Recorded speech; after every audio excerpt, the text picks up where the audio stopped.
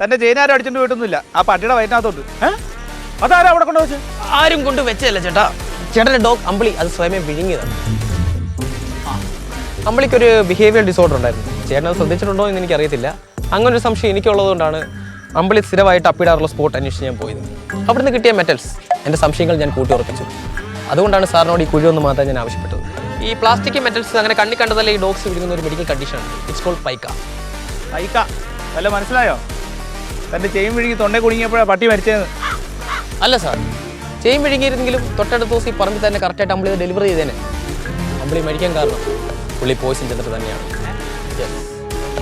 അന്ന് രാവിലെ ചേട്ടൻ പറമ്പിൽ കീടനാശിനി തളിക്ക് വരുന്നല്ലേ പറഞ്ഞു. ഞാൻ ആ മെഷീൻ ചെക്ക് ചെയ്തിരുന്നു സാർ. അതിന് ട്യൂബ് ഇറ്റ്സ് ലീക്കിംഗ്.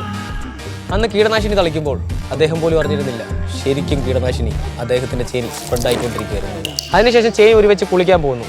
അപ്പോഴായിരിക്കണം നമ്മുടെ പാവം അമ്പിളി അത് വിഴുങ്ങിയിട്ടുണ്ടായിരിക്കുക. അതിലുണ്ടായിരുന്ന കെമിക്കൽ കോമ്പൗണ്ട്സ് വിളിച്ചെന്നിട്ടാണ് നമ്മുടെ അമ്പിളി മരിച്ചത്.